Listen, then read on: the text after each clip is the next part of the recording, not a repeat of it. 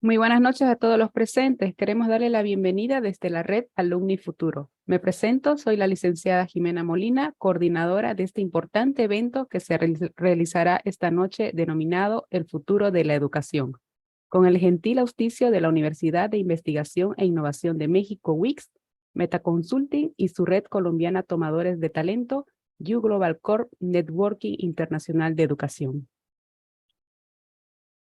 Para el día de hoy tenemos la ponencia de nuestro querido director de Marketing Educativo y Expansión Internacional, el ingeniero Jorge Castrillón, con su tema El futuro de la educación. Pero antes les presentaré una semblanza de su carrera profesional de nuestro director y panelista del día de hoy. Jorge Castrillón es ingeniero industrial, recibido de la Universidad de Buenos Aires, conferencista internacional en estrategias de marketing y publicidad. Sus primeros años de carrera transcurrieron en ventas y marketing de las principales compañías de consumo masivo de Venezuela y Argentina. Durante la primera década de este siglo, su carrera profesional transcurrió como gerente general y CEO de las principales agencias de publicidad y de empresas de comunicaciones de marketing de Argentina. Es founder y CEO de Génesis Marketing Educativo y actualmente director de Marketing Educativo y Expansión Internacional de U Global Corp y director de la red Alumni Futuro.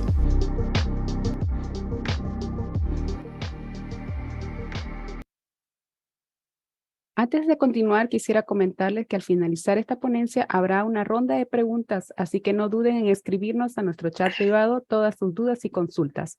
Adelante, ingeniero, por favor. Gracias, Jimena. Buenas noches desde la soledad de mi oficina. Voy a dar llamemos de alguna manera, un encuentro de reflexión, porque todo lo que vamos a ver es un encuentro de reflexión. Un encuentro de reflexión que tiene que ver dónde estamos parados en el mundo y hacia dónde vamos. Para eso, para comenzar, voy a compartir pantalla. Quiero que escuchen este video que nos va a dar un panorama de cómo enfrentamos lo que pasa en este planeta.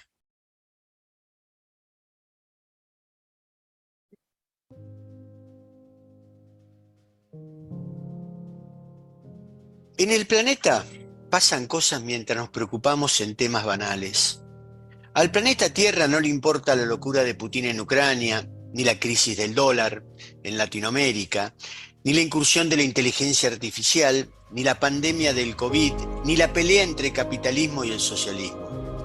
El planeta avanza por el espacio a una velocidad de 29,8 kilómetros por segundo, en una órbita elíptica alrededor del Sol como hace 4.543 miles de millones de años. La Tierra completa un día siderio, es decir, tarda 23 horas 56 minutos exactos en dar una vuelta completa a una velocidad que, si estás en Quito, son 1.666 kilómetros por hora.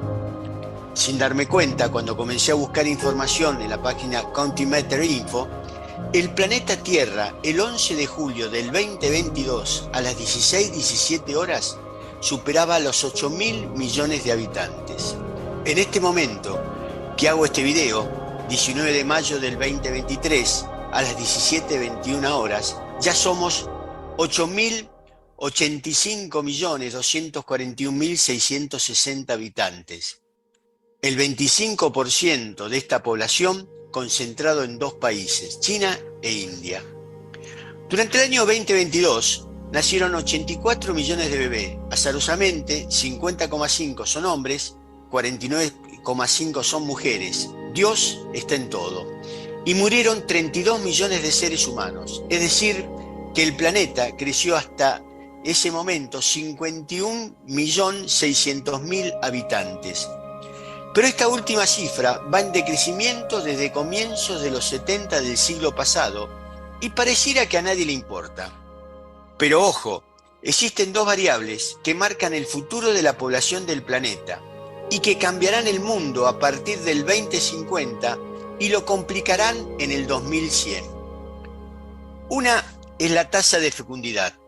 En los 60, la cantidad de hijos por mujer era 4,98 en el mundo. Ciudades urbanas era 3,65. Hoy, la cantidad de hijos por mujer en el mundo es de 2,4 y en ciudades urbanas es solo 1,7. El otro es un indicador que no se encuentra en la agenda de nuestros países porque es complicado políticamente de exponer: el índice de envejecimiento, es decir, el peso de la población de mayores de 65 años sobre la población menor de 15 años.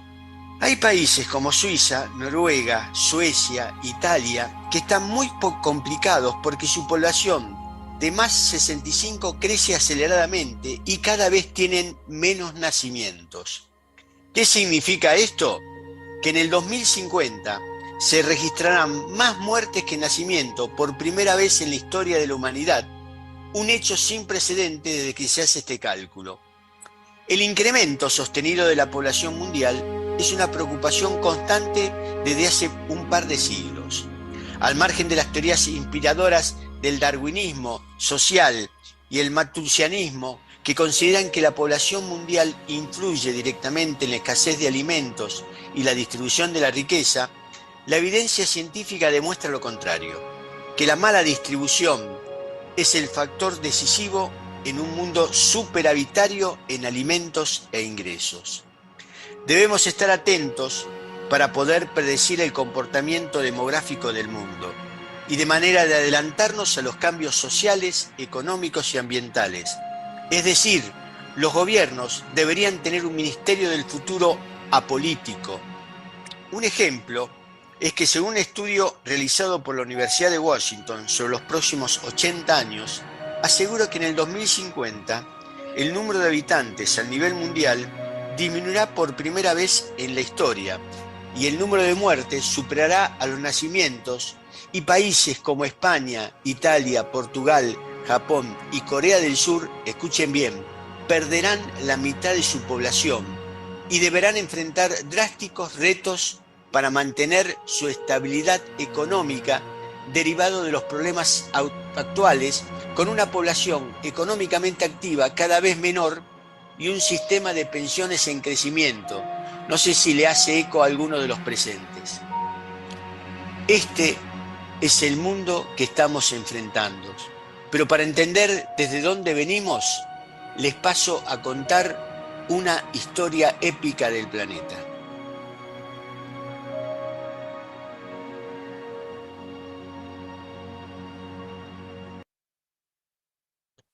Bien,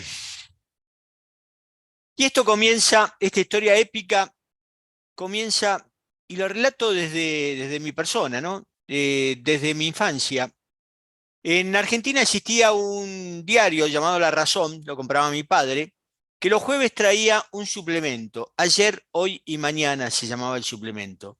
Este suplemento, lo que ustedes ven acá es la tapa de uno de los suplementos, donde esto representaba el año 2000, que se veía como muy futurista en todo esto, fundamentalmente por la ropa de las personas o por lo que se decía. Esto prácticamente estamos hablando en los años 50. En 1958 aparece este elemento que seguramente muchos de ustedes lo identifican, es el Sputnik 1, es el primer satélite que se tira al espacio. Es decir, que toda esta historia que vamos a contar en estos momentos tiene que ver con los últimos prácticamente casi 70 años, o podemos llamarle 60 años. Pero además, y le voy a dar una primicia,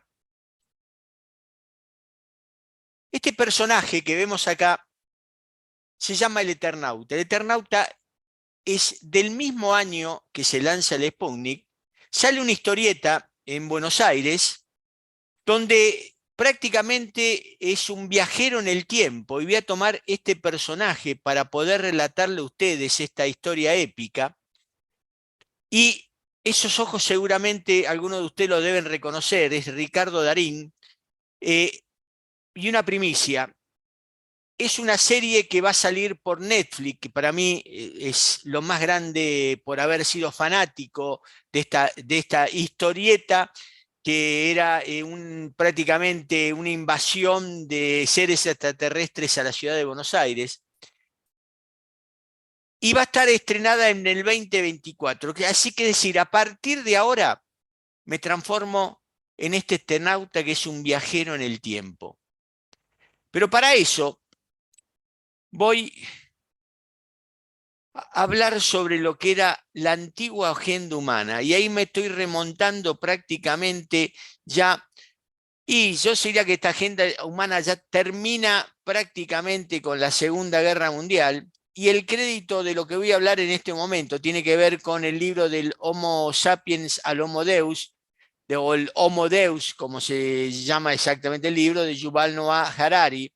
Yuval Noah Harari es un profesor de historia de la Universidad Hebrea de Jerusalén, donde se repasa la victoria del Homo sapiens en su lucha por la supervivencia y la conquista de la humanidad desde sus primeros pasos hasta la actualidad.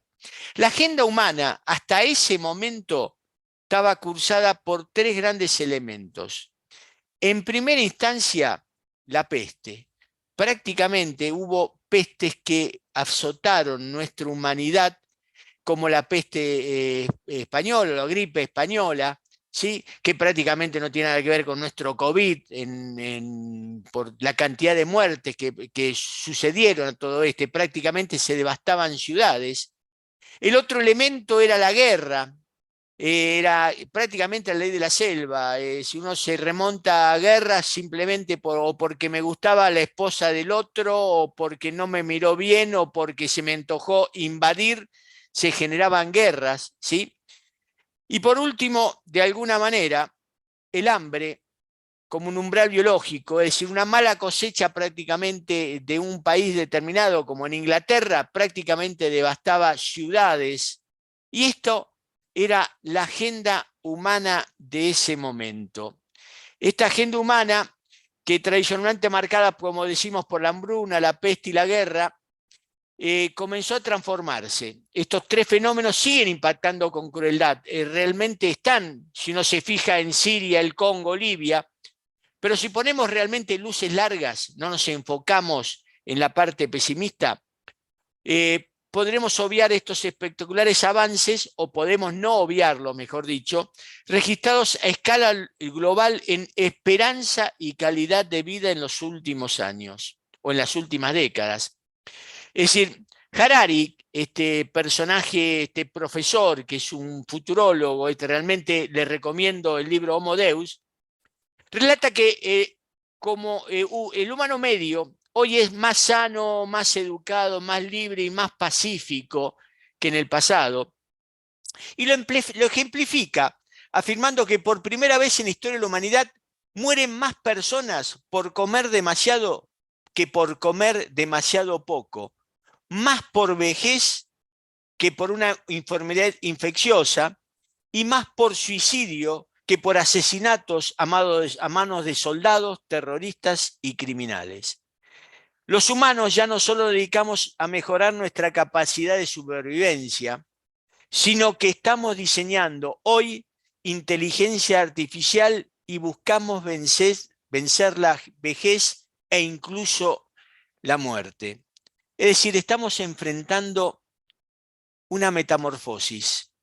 Y una metamorfosis que no es social y mental, sino también física. Yo soy del ejemplo, por ejemplo, el dedo pulgar. El dedo pulgar era un dedo para hacer palanca, digamos, para escribir, para tomar la lapicera, para poder levantar cosas. Hoy el dedo pulgar es una herramienta de escritura. Es decir, que lo más probable que en otras generaciones el dedo pulgar sea mucho más, si seguimos de esta manera, sea mucho más largo y mucho más flexible, porque muchos de nosotros hoy tenemos dolores musculares en ciertos lugares que antes no teníamos dolores. Digamos que el hombre está, digamos, cambiando y se está transformando.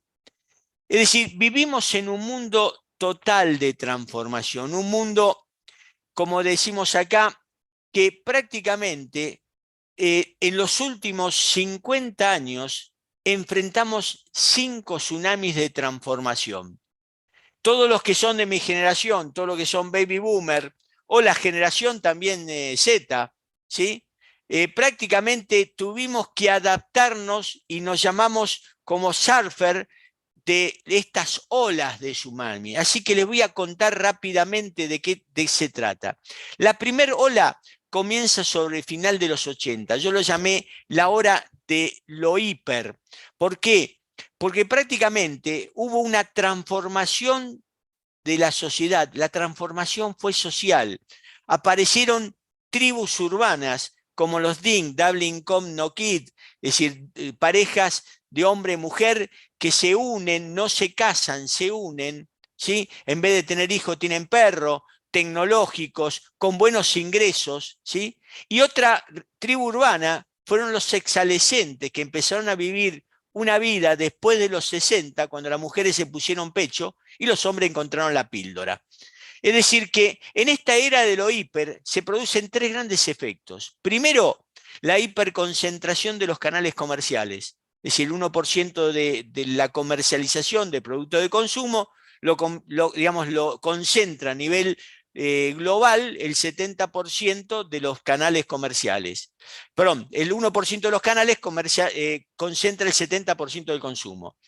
El otro es la hipersegmentación de los consumidores. Yo he participado en la Asociación Argentina de Marketing, en la Comisión de Niveles Socioeconómicos, y prácticamente a partir de final de los 80, principios de los 90, ya no podíamos segmentar como en otro momento, sino que teníamos que segmentar en forma social. Antes segmentábamos en función de educación y bolsillo.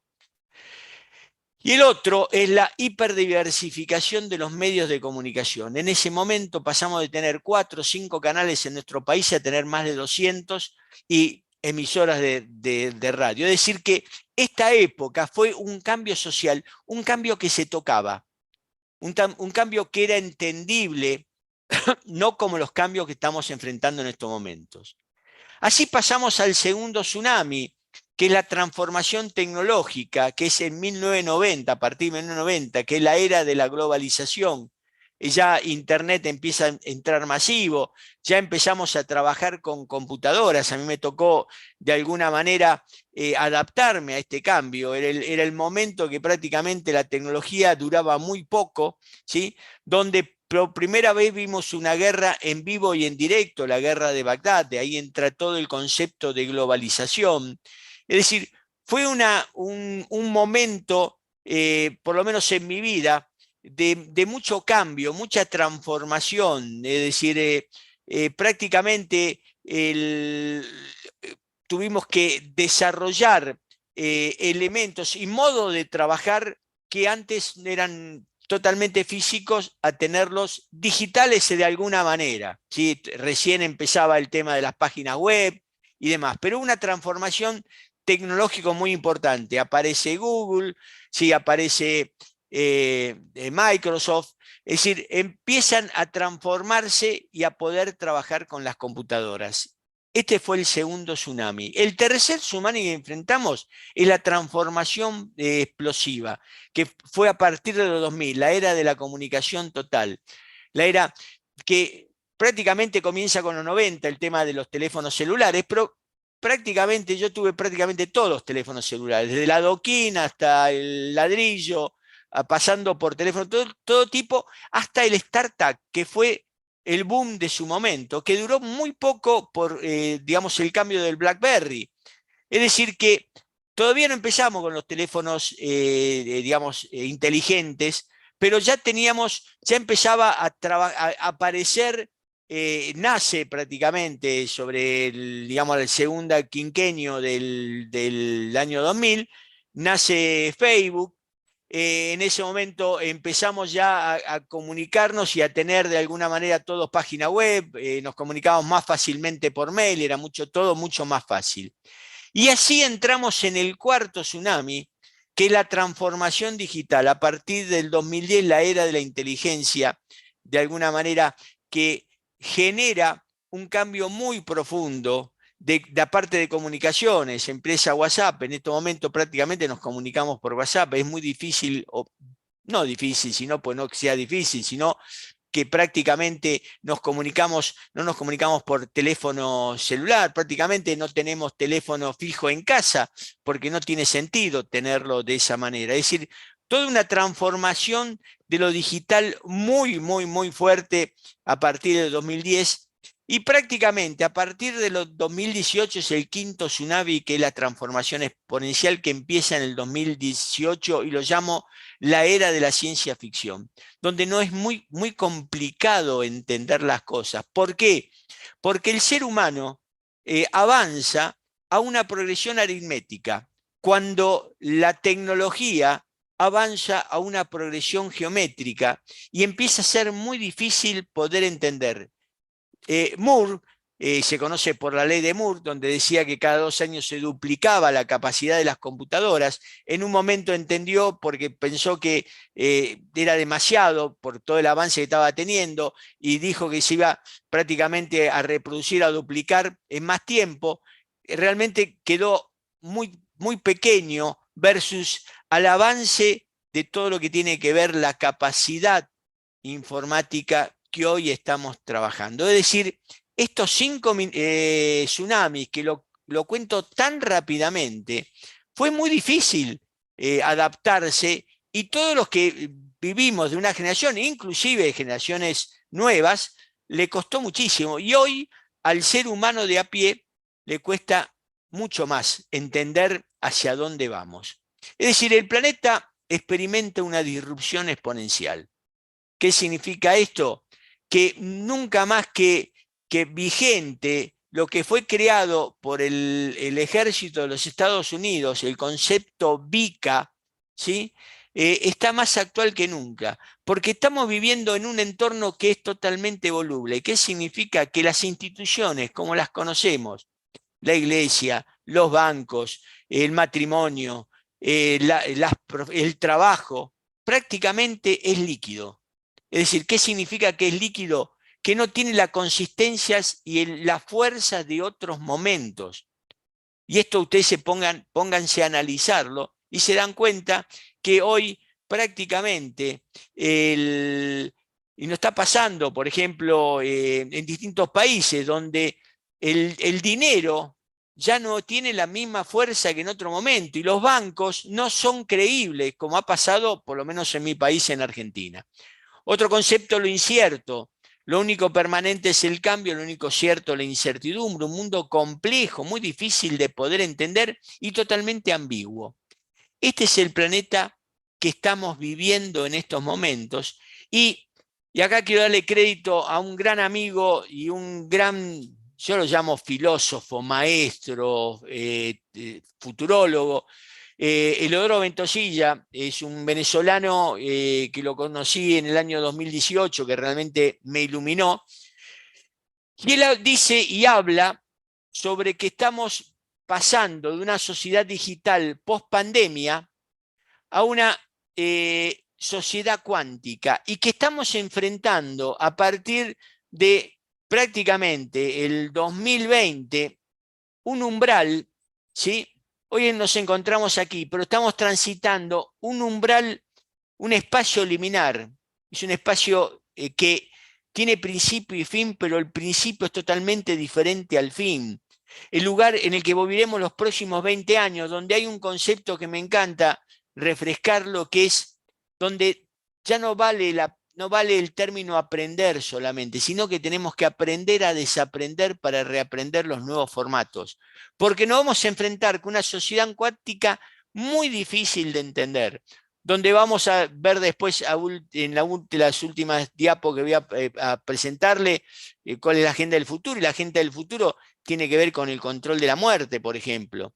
Crisis de gobernanza, donde ya nuestros países de este lado del planeta van a empezar a quedar fuera de forma, donde prácticamente vamos a trabajar con avatares y metaverso. No tan fácil como pensaba el chico de Facebook.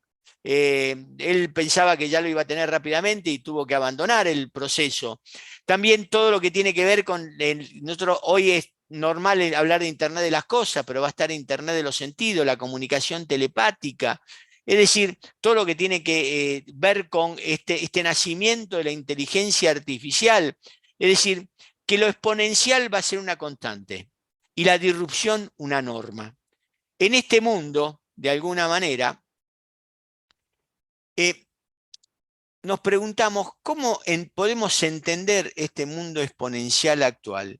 Y para eso tengo tres grandes consejos que prácticamente lo doy en todas mis conferencias, en todas mis charlas. El primero es que no podemos hacer más de lo mismo. Debemos ser innovadores y disruptivos. Esto es fundamental. ¿Por qué? Porque vivimos en un mundo en el cual para poder sobresalir o para poder avanzar, no puedo trabajar, digamos, cambiando de alguna manera, digamos, dándole una forma diferente, si no tenemos que cambiar totalmente las formas. Por eso el concepto innovador y disruptivo es fundamental. Otro punto es que debemos salir de nuestra zona de comodidad. Es decir, hoy es un mundo de hacedores que toman riesgo. Ya el mundo está lleno de ideas, ¿sí? Pero hay que hacer. Hoy a mí me formaron de alguna manera, primero pensar, después ejecutar, no equivocarse. Hoy el que no se equivoca es que no hace.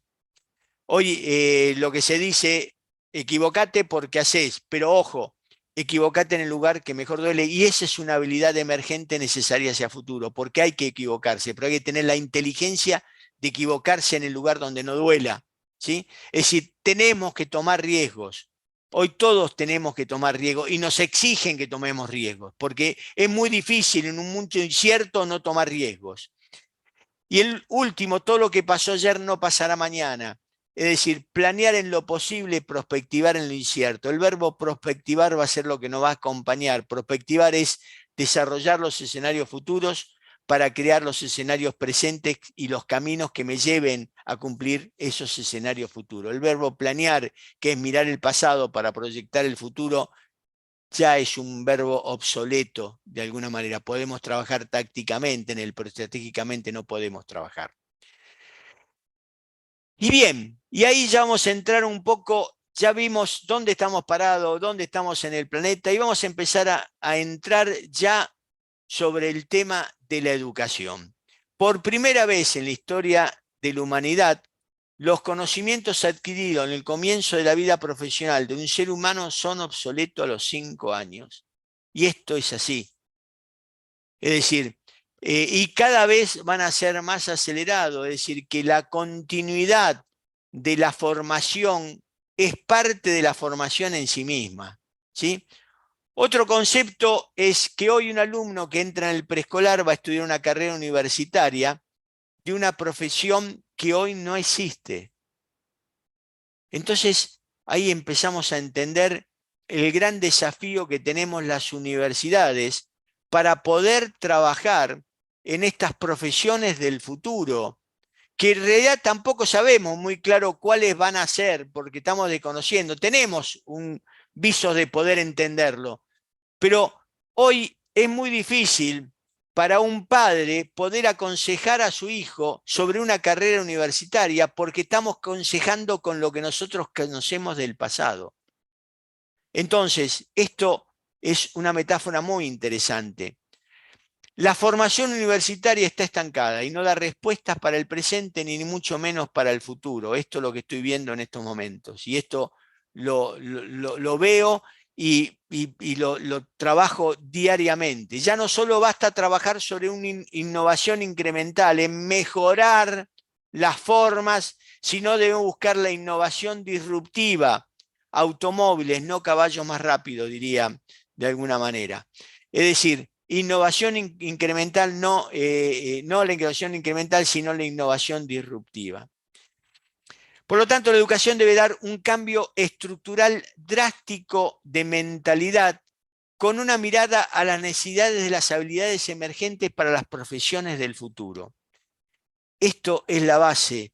Hoy, en la trilogía del saber, el saber hacer y el ser, el saber está en la nube, el saber hacer rápidamente es obsoleto, por lo tanto, en el ser se encuentra la forma de poder formar a los profesionales del futuro.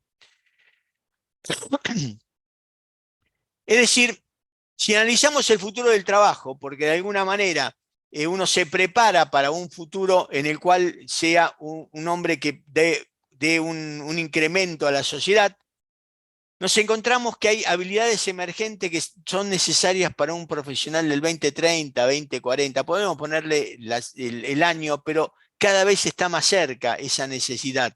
Es decir, que tenemos que tener un upskilling, un reskilling de nuestras habilidades. Upskilling es habilidades nuevas y un reskilling es mejorar las habilidades que tenemos hoy, porque muchas habilidades sí las tenemos.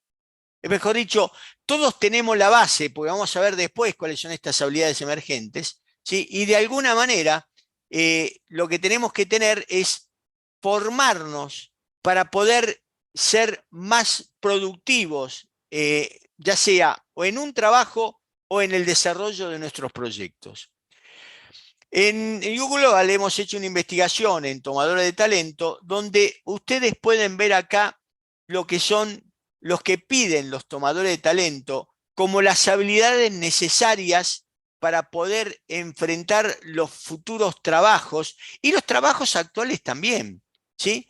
Y vamos a encontrar 4 o 5 que son las más importantes, todas son importantes, ¿sí? Pero por ejemplo, el concepto planificar de la incertidumbre va a ser la base, es decir, la prospectiva, como decía antes, es base de un entrenamiento que tengo que tener, porque todas estas habilidades, si nos ponemos a pensar, las tenemos internamente, algunas más que otras, pero tenemos que desarrollarlas, tenemos que ir al gimnasio a poder entrenarnos. Otro concepto es las soluciones disruptivas a problemas complejos. Esto que hablamos de la incertidumbre, hablamos de lo voluble, hablamos de lo ambiguo.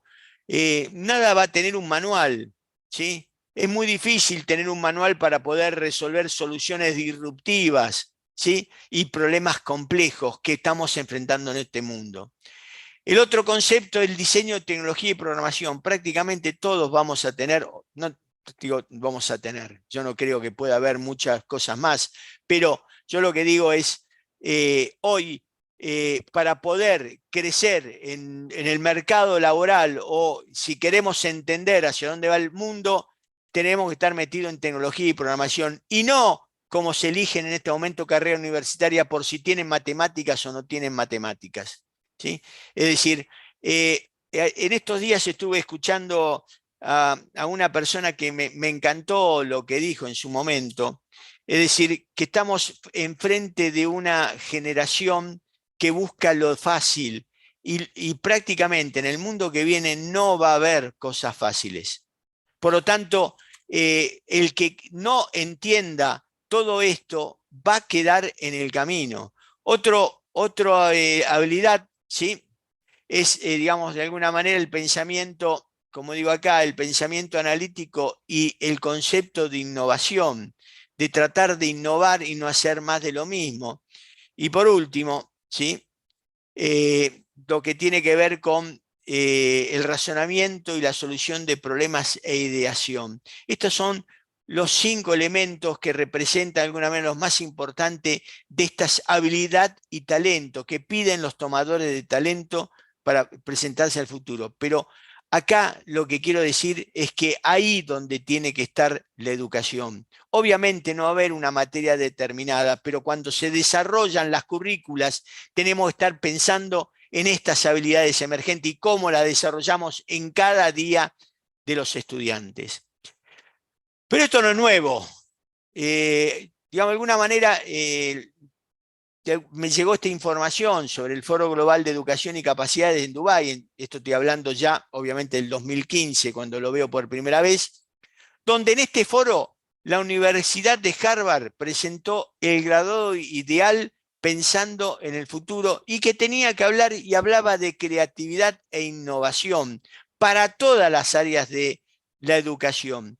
Y cuando vemos cuáles son los subtítulos de este graduado ideal, vamos a encontrar que solamente en 2 elementos como conocimientos básicos y conocimientos especializados que tienen prácticamente el mismo nivel que las capacidades cognitivas, la resolución de problemas, las funciones ejecutivas que pueden ser las blandas de alguna manera, o las frías y calientes, o las blandas y las duras, como mejor le parezca, las capacidades sociales, la capacidad de razonamiento. Es decir, que ya en Harvard estaban visualizando a tal punto que una de las materias que más alumnos tiene que ver con la teoría de la felicidad. ¿Sí? Y vamos a ver que eso es uno de los grandes puntos de la agenda del futuro.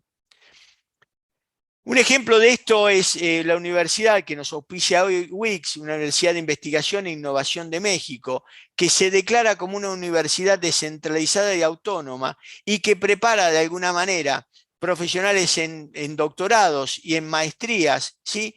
Pensando con un ADN muy claro, con una génesis muy claro, donde toman a la innovación como un recurso ilimitado y hablan ya de que conocemos el futuro y de las habilidades emergentes. Es decir, las universidades tienen que dar un cambio muy fuerte hacia otro tema.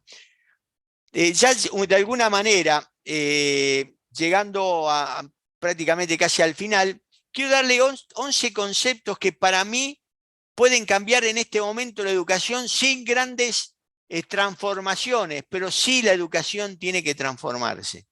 Sin ningún tipo de duda, ya no vale el tema y manejemos nombres diferentes, le ponemos al preescolar otro nombre o a la escuela secundaria otro nombre, no hay notas, no hay amonestaciones, ahora hay notas y no hay notas numéricas, sino eso no sirve para nada, no sirve absolutamente para nada enfrentando el mundo que estamos viviendo.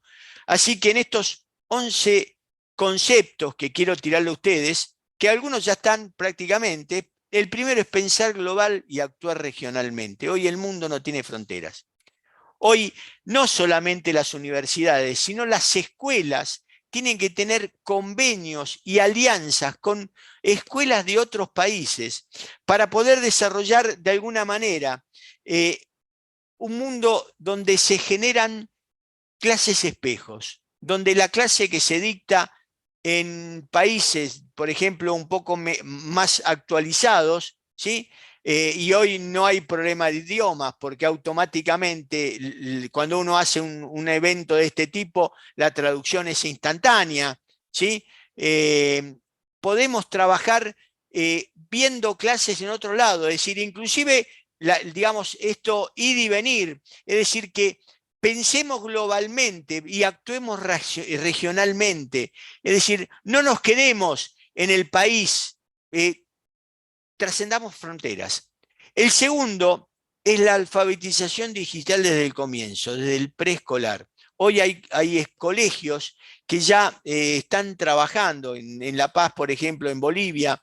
Hay un colegio como el Highland, que es un colegio que digamos, se posiciona como la alfabetización digital y los valores del ser humano, donde la alfabetización digital prácticamente los chicos del preescolar ya están trabajando. ¿Por qué? Porque seguramente todos en el futuro van a tener que programar, todas las profesiones van a tener que estar programando.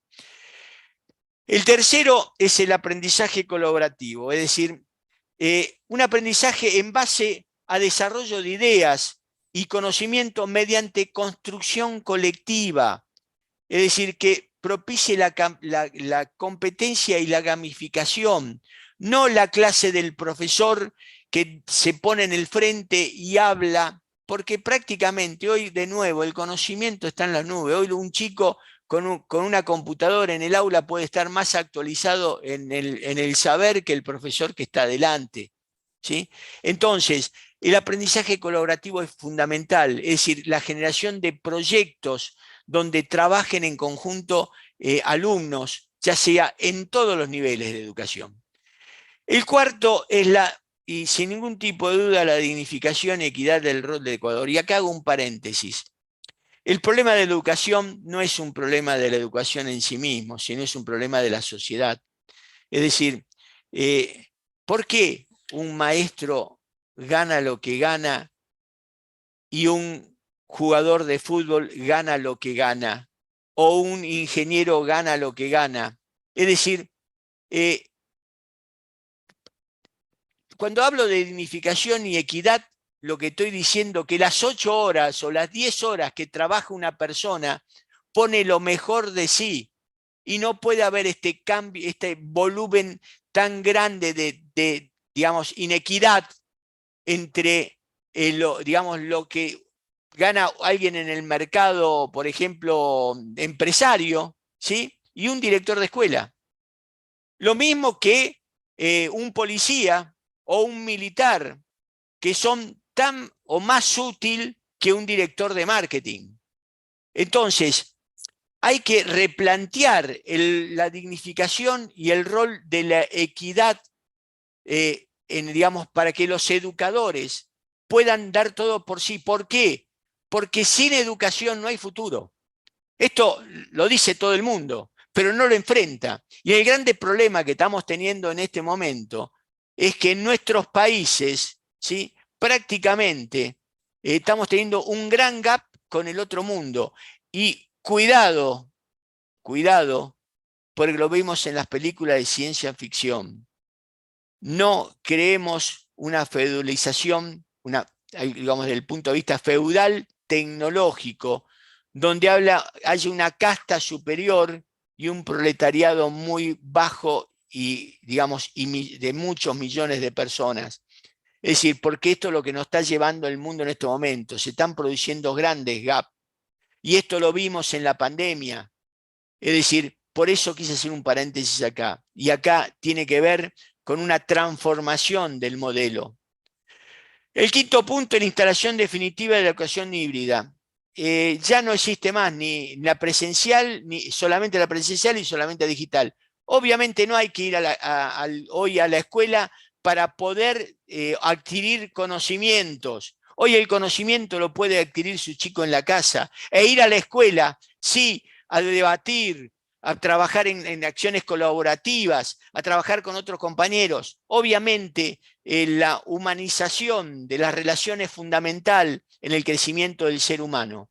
Pero prácticamente, inclusive, las escuelas pueden duplicar su cantidad de alumnos, ¿sí?, si generan una educación híbrida, donde prácticamente vayan un grupo un día y otro grupo otro. Es decir, que poder trabajar en esta educación híbrida que nos dio el primer paso la pandemia. El sexto punto, la formación continua durante toda la vida, y esto lo experimentamos todos los que estamos trabajando o los que estamos hoy actualmente en actividad. Hoy no paramos de capacitarnos, no termina la educación con la maestría, el doctorado o lo que, digamos, termino con la escuela secundaria. No. Hoy tenemos que capacitar es continuo. ¿Por qué? Porque todo tiene periodo de vida útil, es obsolescente a digamos, tiempo determinado. Es decir, que la formación continua, este entrenamiento de formación continua, tiene que estar desde el principio de la formación de nuestros hijos. El séptimo, reinventar y reestructurar el proceso formativo. En los últimos 50 años, lo único que cambió digamos, en la educación fue el guardapolvo, el mandil, como lo quieran llamar o como se llama en cada uno de vuestros países. Es decir, porque prácticamente el resto no cambió absolutamente nada. 2 años de preescolar, 7 años de primaria, 5 años de secundaria, 4 años de universidad, para que después tener que hacer una maestría, un doctorado para poder calificar en el mercado. Y hoy no podemos comparar cómo entrábamos hace 50 años a las escuelas y los medios que tenemos con los medios de este momento. Por lo tanto, yo sé que es difícil, políticamente es difícil también, porque puede quedar mucha gente fuera del sistema con todo esto. Pero evidentemente hay un replanteo total, y ahí vuelvo a lo anterior. Esto no es un tema de educación solamente, sino es un tema global de sociedad que tenemos que cambiar totalmente. El octavo es el aprendizaje práctico de talleres y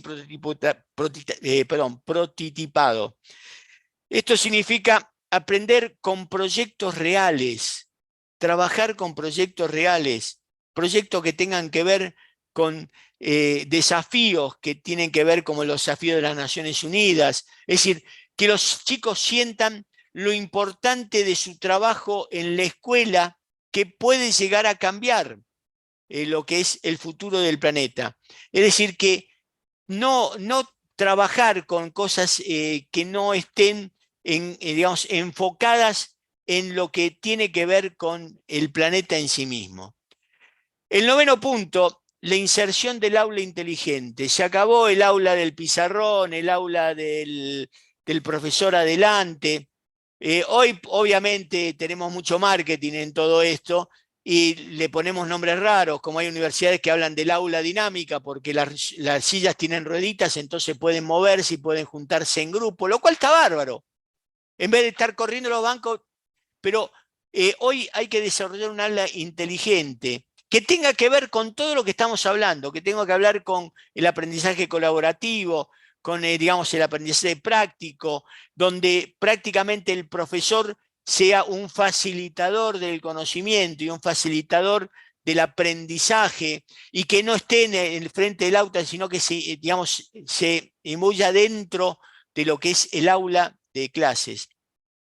El décimo punto es el entrenamiento de las funciones ejecutivas. Esto es fundamental y tiene que ver con habilidades que necesitamos para el futuro. Las funciones ejecutivas son las que de alguna manera y estamos hablando de neurociencia en esto, uno lo puede dividir, como dijimos antes, en blandas y duras o en frías y calientes. Prácticamente las frías son las cognitivas, las que hacen que nosotros desarrollemos conceptos para nuestro trabajo, y las habilidades calientes son las emocionales, ¿sí? Pero prácticamente hoy todo tiene que cultivar estos elementos. Y el punto 11, el saber. Hay que convivir con el tío Google y con la inteligencia artificial, pero la tenemos que tener como herramienta, no como lo básico. Hoy todos nos llenamos la boca de inteligencia artificial, pero realmente a mí me asombra, no porque pueda, digamos, facilitar solo mi trabajo.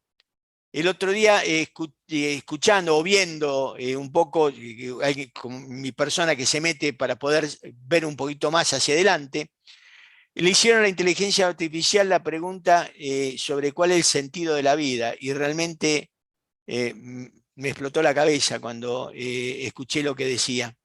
Es decir, hoy tenemos estas dos herramientas. Cuando yo comencé mi carrera universitaria en ingeniería, prácticamente yo no sabía usar la regla de cálculo porque venía de una escuela comercial, ¿sí? En ese momento. Y nació el tema de la calculadora. Para esto parece prehistoria, pero es real. Y hubo toda una movida donde la calculadora no se podía llevar a la institución, que había que hacer las cuentas a mano, que bla, bla, bla, bla, bla, bla. Es lo mismo que nos está pasando en estos momentos. Lo mismo que con la computadora, que no se llevaba a clase, porque, es decir, tenemos que adaptarnos con todas las nuevas tecnologías. Y está fuera de estos puntos pero para mí es la base de todo esto. Si no hay un cambio a nivel gobiernos sobre el formato de poder hacer las estrategias de país que nos lleven a ser mejores, es muy difícil encarar cualquier tipo de actividad. Por eso lo que digo es que debería haber un ministerio de la educación del futuro que sea político. Hoy, en nuestros países, y prácticamente en los grandes países del mundo, digamos, los presidentes o las fuerzas políticas, de los 4 años que están en el poder, trabajan 3, porque uno se la pasan ya en las elecciones que siguen. Y de esas 3 tratan de mantener un equilibrio que es muy difícil hoy quedar bien con todo el mundo. Y este equilibrio hace que no avancemos. ¿Por qué? Porque hay que hacer, como dije antes, cambios drásticos. Y obviamente, cuando uno hace cambios drásticos, hay dolor también. Y ese dolor es parte del progreso, parte de la recomposición. Nuestros países hoy resuelven todo metiendo la mano, ¿sí?, en cajas como la de previsional para poder, digamos, tapar la ineficiencia que no supieron trabajar hacia el futuro, desarrollando caminos que pudieran subsanar este avance. ¿Por qué digo esto? Porque prácticamente, y lo vimos ya cuando el mundo giraba, ¿sí?, hay un desfasaje en esta pirámide poblacional, que era una pirámide, hoy termina siendo casi un rectángulo parado. ¿Por qué? Y cada vez va a ser una pirámide invertida. ¿Por qué? Porque cada vez hay menos nacimientos y más, digamos, longevidad. Y cada vez va a haber mayor longevidad, como vamos a ver en lo que sigue ahora. ¿Sí?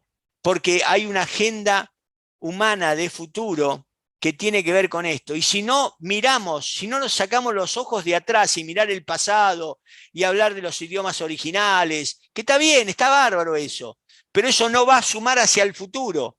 Tenemos que poner los ojos hacia adelante.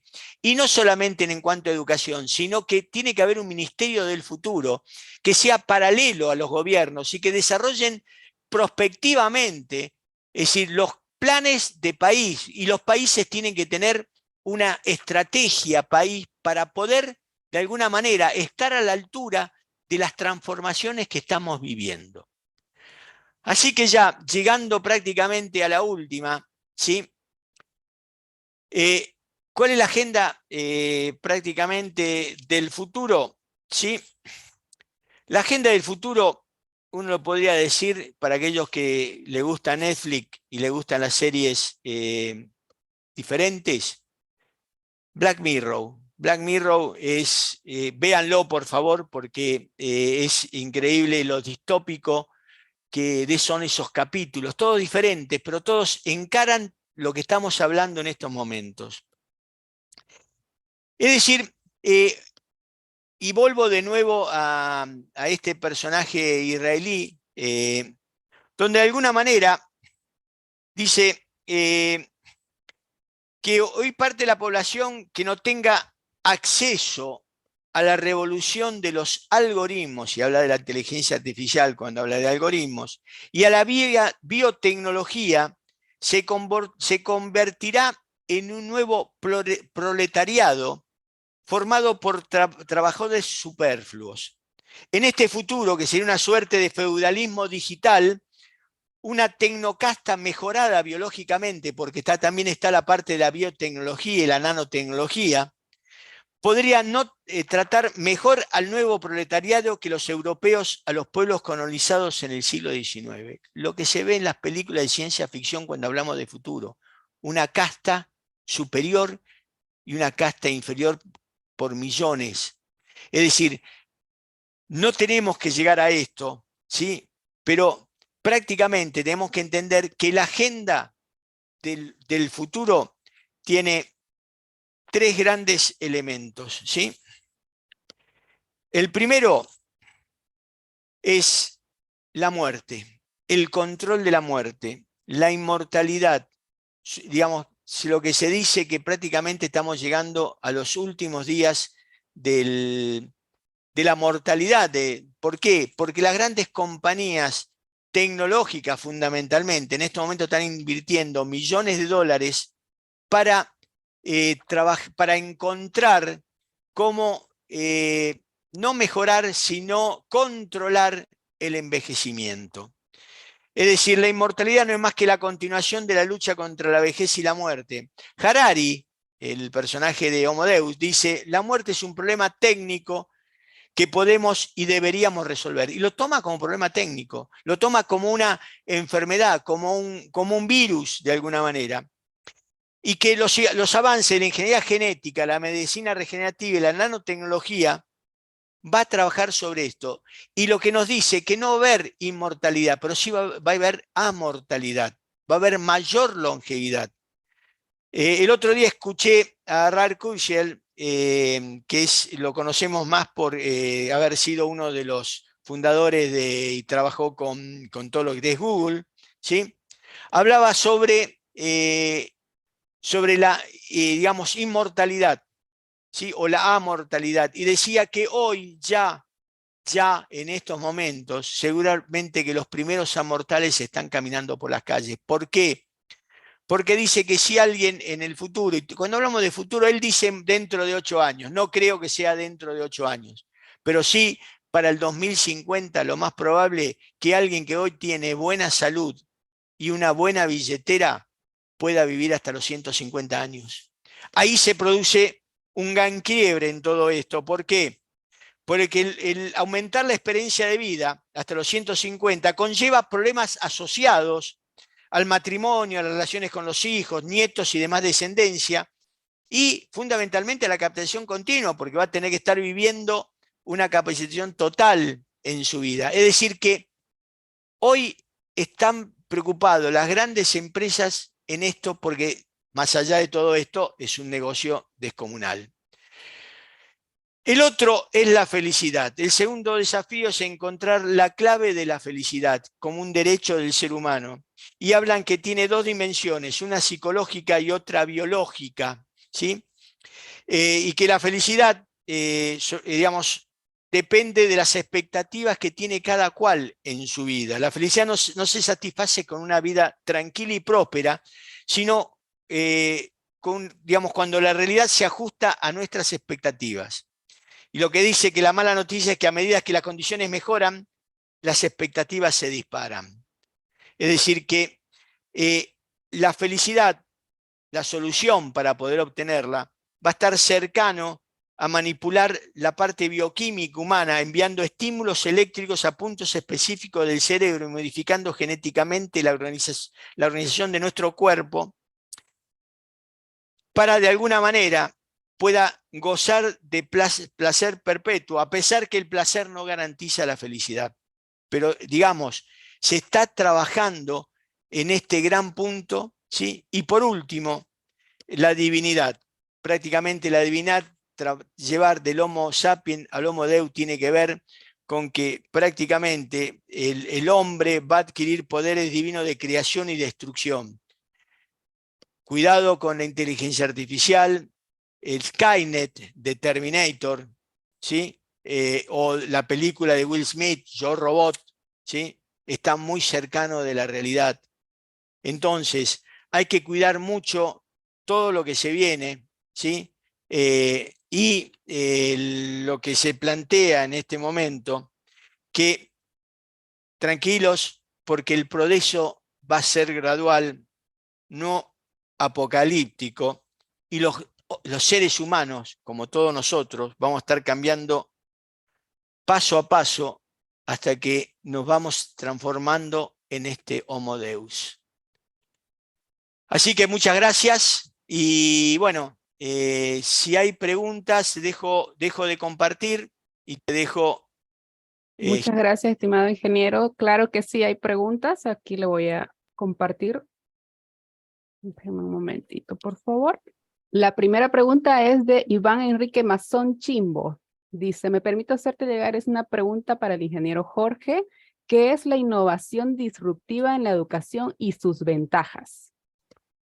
No, en realidad cuando hablamos de innovación disruptiva, es más que una ventaja, es una necesidad. ¿Por qué? De nuevo, no podemos seguir haciendo más de lo mismo. No podemos seguir siendo más de lo mismo. Es decir, tenemos que ser totalmente disruptivos, ¿sí? Y ahí cuando hablamos de innovación, y uno puede ser innovador solamente en detalles, o puede, en marketing, hablamos de océanos azules y océanos rojos, ¿sí?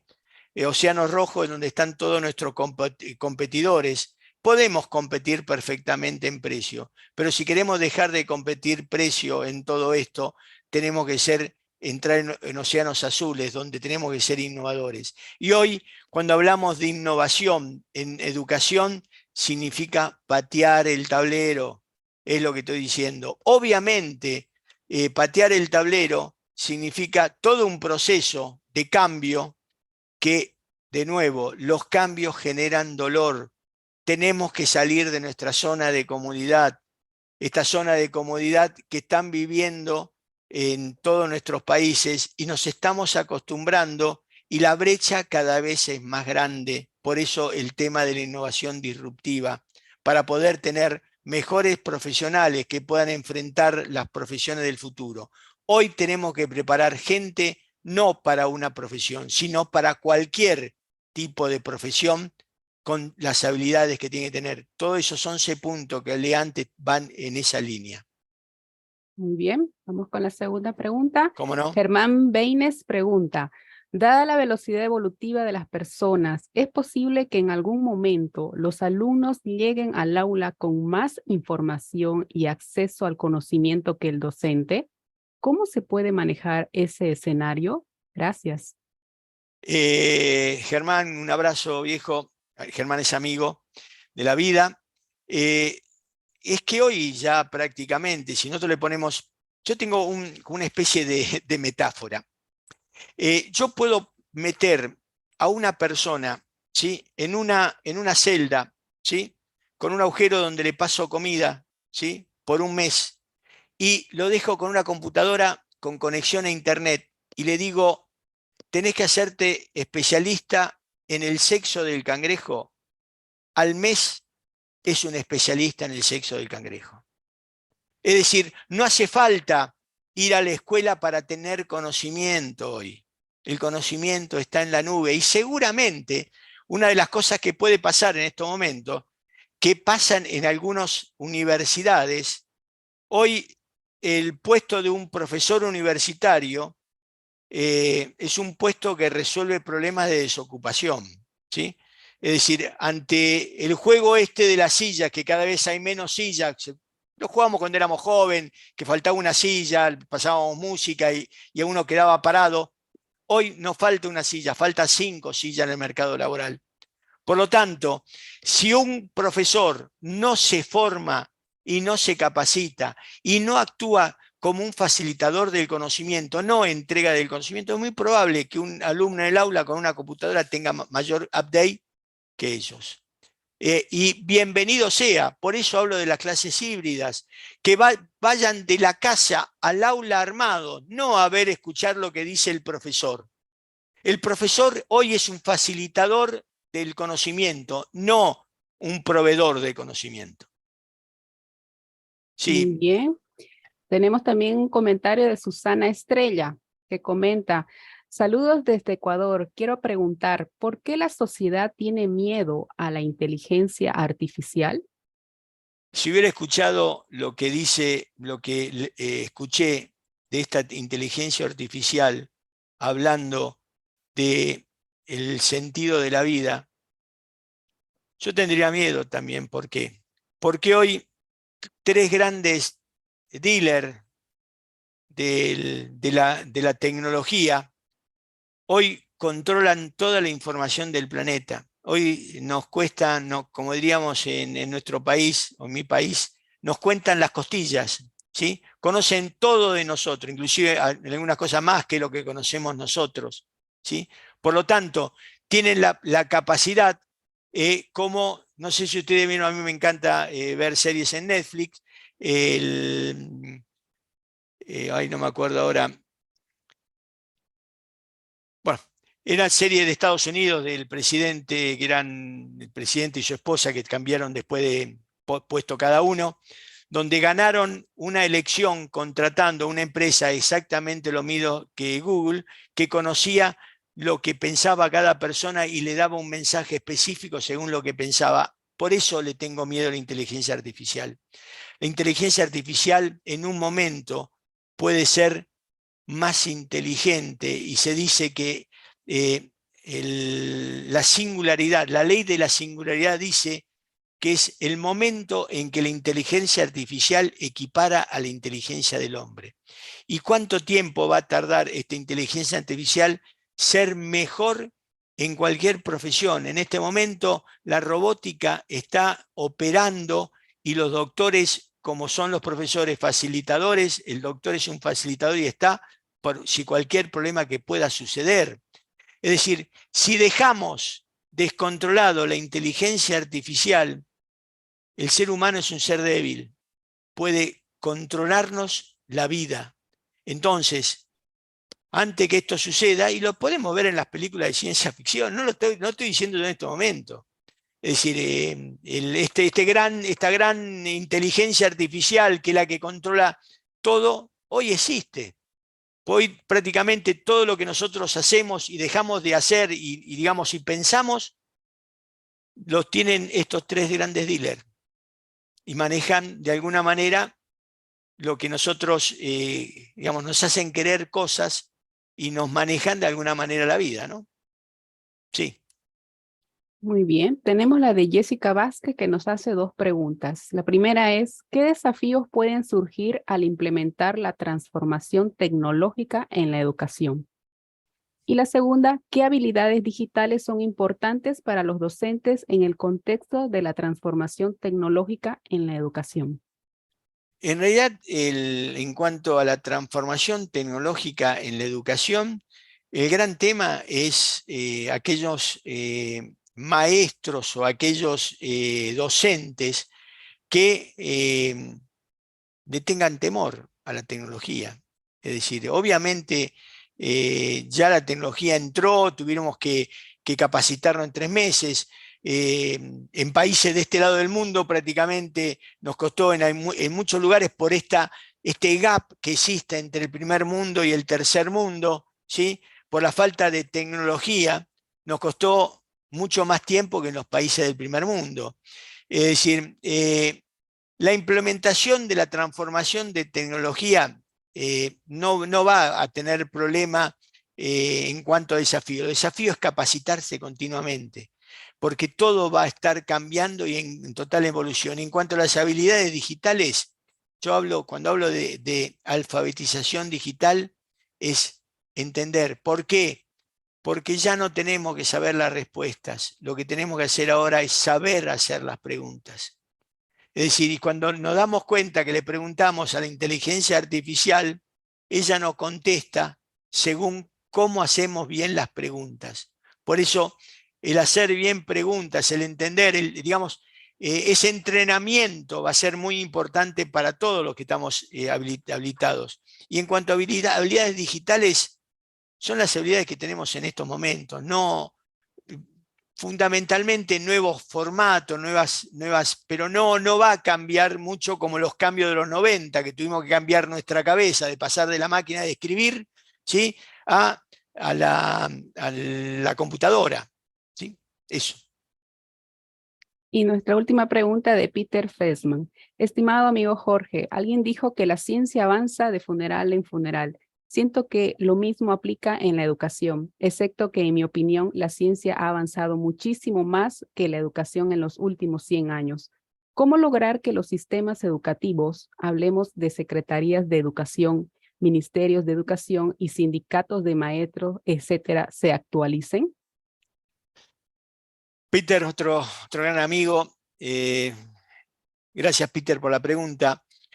En realidad, ahí está el quid de la cuestión, que está en la última parte cuando hablé del Ministerio del Futuro, el Ministerio de Educación del Futuro. ¿Sí? Ahí se va a luchar contra los sindicatos, obviamente. ¿Por qué? Porque la reestructuración que tiene que haber en la educación, que tiene que ver con una reestructuración en todo lo que es el mercado laboral también. ¿Por qué? Porque hoy alguien está mucho más maduro que hace 20 años atrás para entrar en el mercado laboral.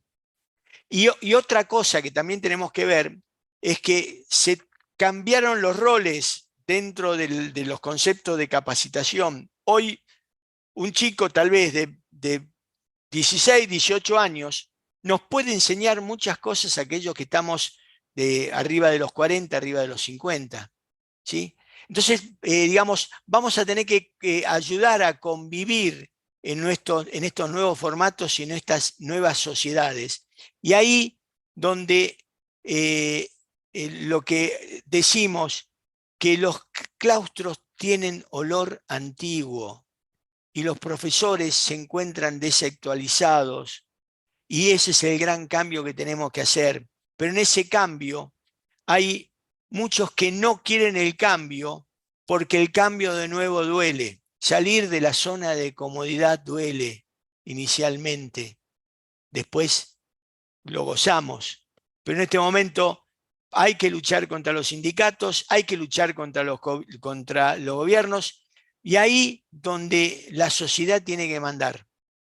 Pero de nuevo, tiene que salir en estos momentos una casta, llamamos de alguna manera, una comunidad de pensadores hacia futuro que tome la rienda de los asuntos. Y es difícil en nuestros países donde el 50% de la población. En algunos trabajan informalmente, en otros viven digamos, de becas o de no becas, sino de planes, ¿sí?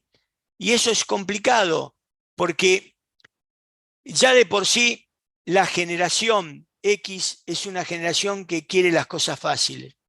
Y estamos acostumbrando a las poblaciones a obtener las cosas fáciles. Y lo que se viene va a ser duro, porque tenemos que, digamos, enfrentar este mundo, como leí antes, VICA, donde nada es lo que era antes.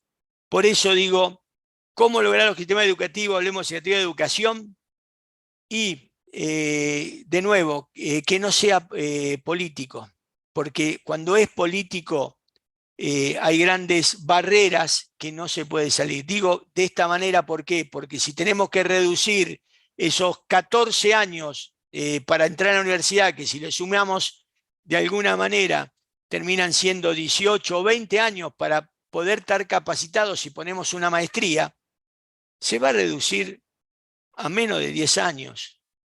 Entonces, ahí donde tenemos que entender el mercado laboral, el cambio, toda la reestructuración, no es solamente la reestructuración de la educación, sino la reestructuración de la sociedad, el nuevo planeta en el cual tenemos que vivir y que estamos enfrentando, donde de alguna manera la exponencialidad que va a una progresión geométrica se choca con la progresión aritmética del ciudadano de pie.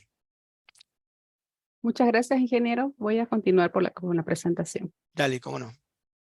Muy bien, los certificados de participación van a ser dados dentro de los 5 días hábiles. Ahí les dejo mi número de teléfono y el correo electrónico en pantalla.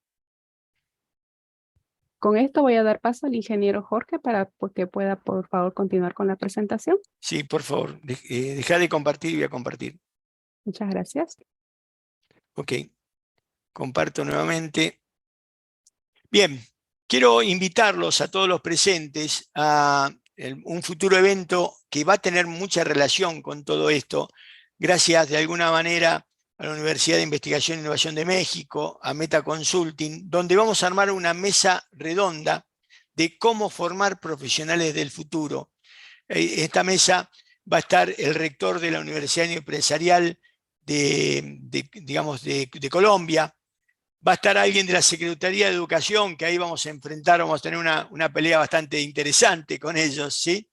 Y por último voy a estar yo también como representante de U-Global en esta mesa, y lo va prácticamente a moderar nuestro director ejecutivo de Colombia.